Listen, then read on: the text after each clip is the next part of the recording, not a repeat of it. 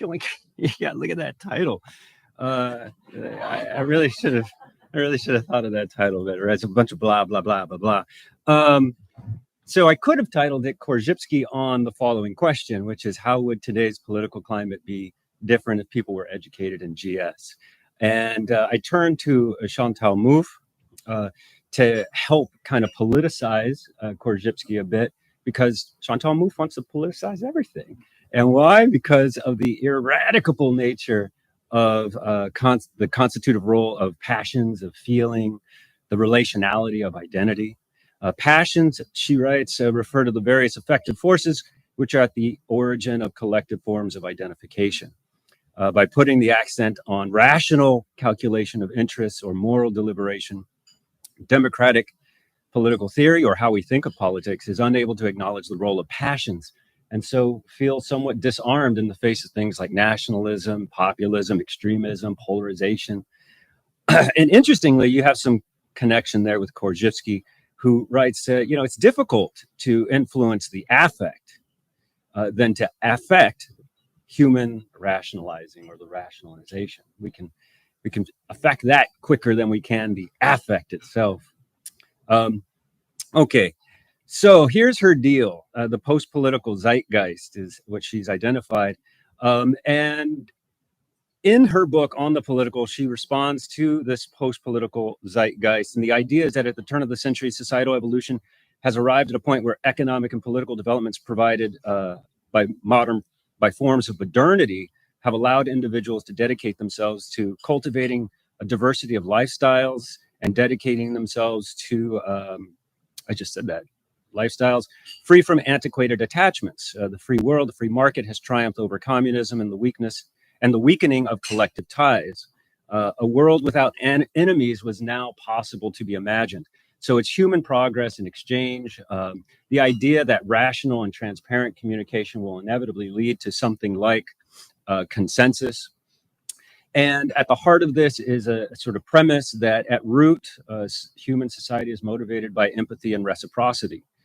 You put those two things together and you get this viewpoint that adversarial views of politics should be a thing of the past. And she sees this as something anti-democratic. So she's really critiquing unchecked rationalist views of politics.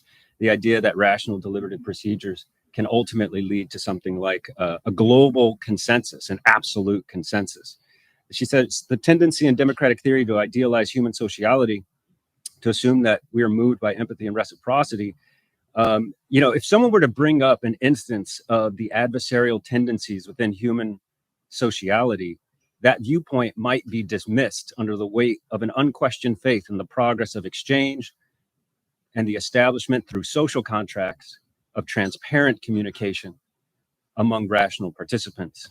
Again, I kind of thought of Korzybski when I read that quote, and I thought where Korzybski writes, mere verbal formalism is not enough.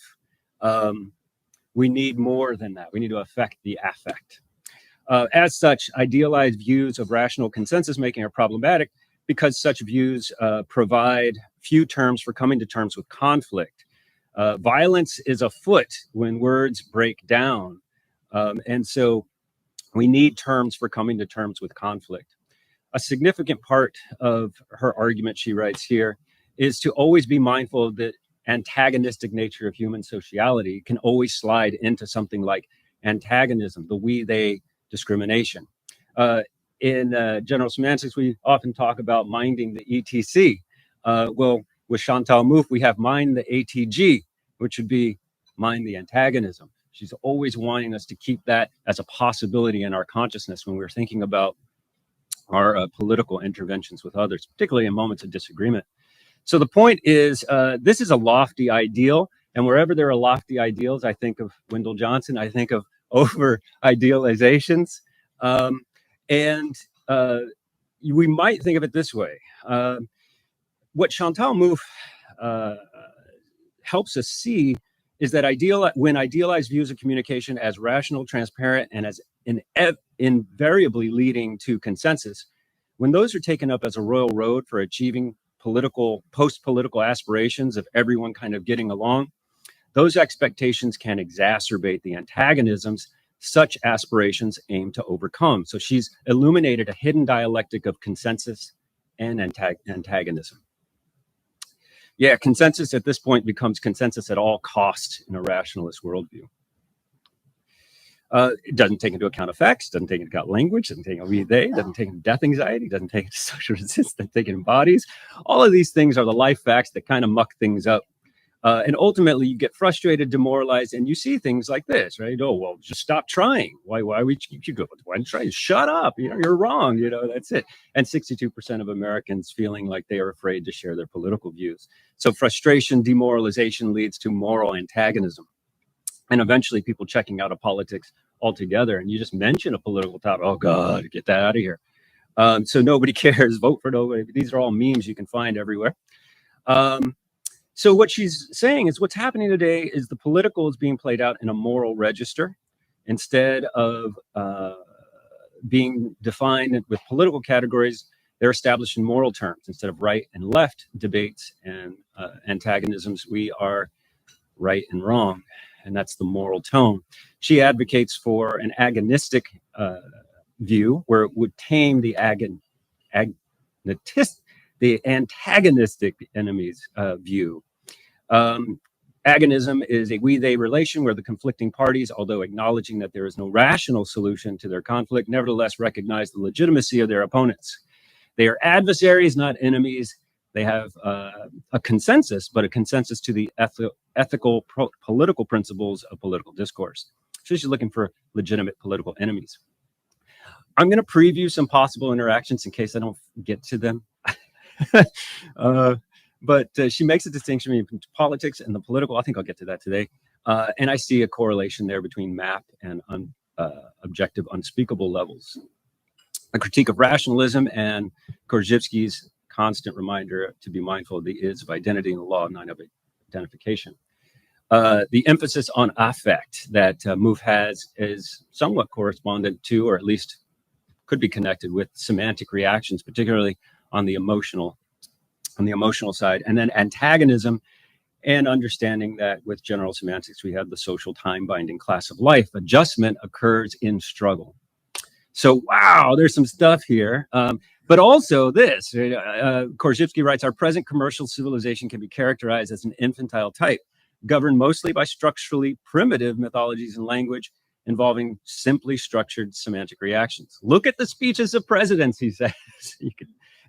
Adult infantilism or infantilism? No, I think that's the one where it's infantilism. Becomes a usual potential wrecker of individual lives, and when viewed from social, national, or international point of view, accounts also for the majority of our semantic difficulties in social, economic, and political fields. So we can start to see Chantal Mouffe's post-political as a form, perhaps, or having forms of infantilism. Let's look at the political. Take a look here. So the political at its core is ontological. The we-they is constitutive condition. I turn to Corey's work in Selfhood and Authenticity, where he really highlights the way in which selfhood is accomplished largely through navigating the slides between aesthetic consummations, reciprocity with others, and connections with others, as well as being potentially alienated and objectified by others. The lesson to be drawn from Mouffe's viewpoint, she writes, the lesson to be drawn from Freud and Elias Canetti is that even in societies which have become very individualistic, the need for collective identifications will never disappear, since it is constitutive of the mode of existence of human beings. And so it's here that I think there's some more crossover here with Korzybski, particularly when Korzybski outlines a rough ontogenic view of sane human development. Political progress can be measured by the degrees of sanity that's practiced by its citizens and encouraged by the social, political, semantic environment. And Korzybski gives us this nice little outline here, which I think is heuristic. He writes that once born, the struggle for existence begins. Semantic reactions are taken as natural capacities of infants in the form of sensing and feeling. This, he says, roughly from birth to 7 years of old, the struggle for existence includes encounters with environmental influences of language and doctrines. He calls this the autoerotic stage because, as with animals, It's centered on sense gratifications. Human feels, the feels, as the kids say today, the feels. It gives me all the feels. So human sociality, antagonism is needed for adjustment. And one way you can think of this is just the resistance to our existence. There are going to be resistances to our existence in the thermostatic sense of resistance. You can think of, children playing with their poop and you say, no, don't do that. No, resistance to your existence. Can't play with my poop. Don't hit your brother. No, can't do that. Okay, good enough. Resistance to your existence. For those of you familiar with Kenneth Burke, there's coming up in the tribal thou shalt nots. Again, resistance to your existence. And of course, Sartre always comes to mind when we talk about resistance to your existence. Hell is other people. And this is also where Chantal Mouffe relies on Derrida, I think, here, talking about the constitutive outside. And she writes, relational nature of political identities is what's in the friend-enemy distinction. The constitutive outside, once we've understood that every identity is relational, and the affirmation of differences is a precondition for the existence of any identity, the perception of something other, which constitutes its exterior, she says, I think at that point, I think we're in a better position to understand how there's always going to be antagonism out there. There's always going to be an other out there. We're going backwards here. So, all right, so I thought of this in terms of the political. Our actual lives are lived on objective, unspeakable levels and not on verbal levels. Words are names for relations. The affective relations, neither wholly objective nor subjective, but they're the affective pressures of the undefined terms. I mean, that is the world of not words. That's where the political is, the ontological pressures of existence. Politics, on the other hand, are the socially instituted ways of ordering those conflictual dimensions experienced on the political level. All right, so everything that we might see just in the media, these are all the cartoons.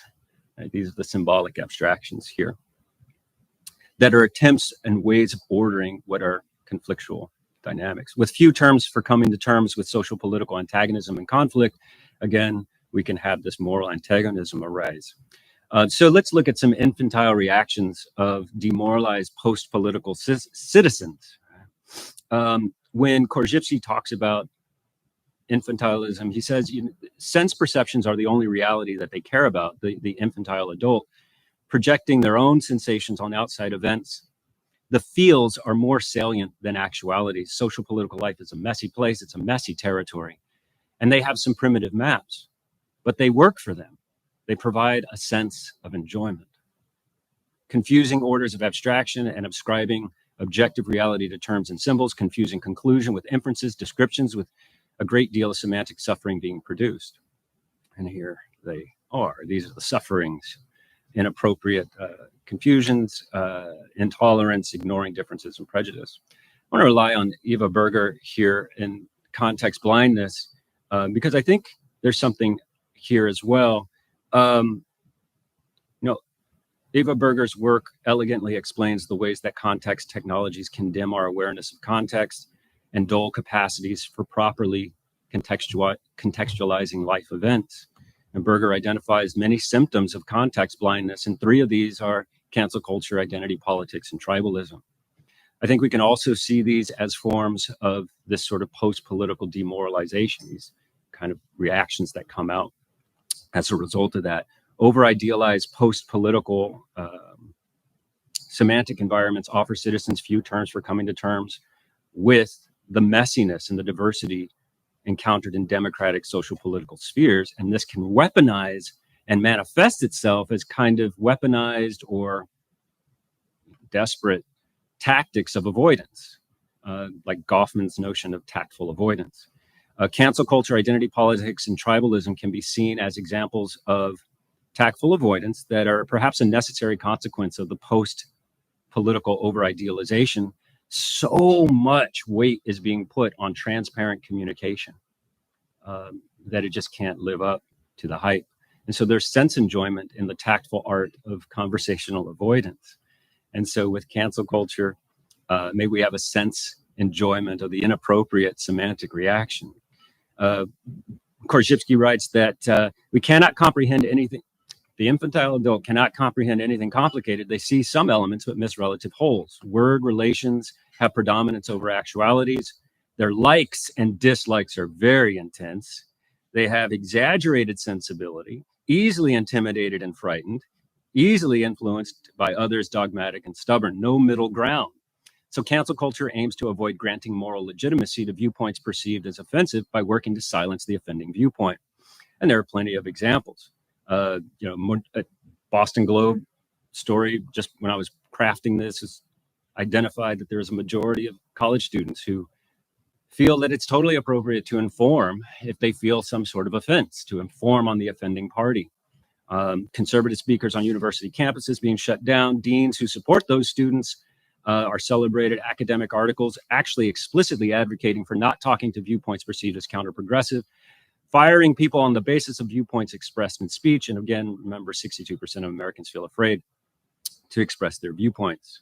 Perhaps the demoralized moods of the post-political grant social utility to forms of conversational avoidance by necessity because of the over-idealized expectations hoisted upon rational, transparent communication as a royal road for achieving some sort of ultimate consensus.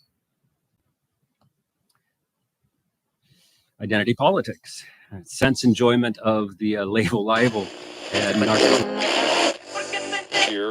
Okay, as much as I would like to dive deeper into the sense enjoyment of the label libel and the sort of narcissistic speech policing, the speech lawmaking, I'm running out of time.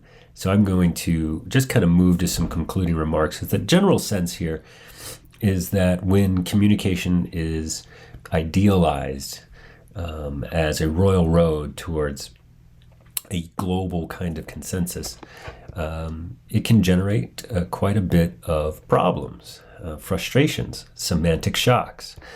And so I conclude here by quoting Korzybski, or paraphrasing Korzybski, whose purpose was to build a non-Aristotelian system where the stress would be on differences and a rejection of the is of identity. He writes that there's this older semantic inclination, or literally what he says, the infantile primitive tendencies.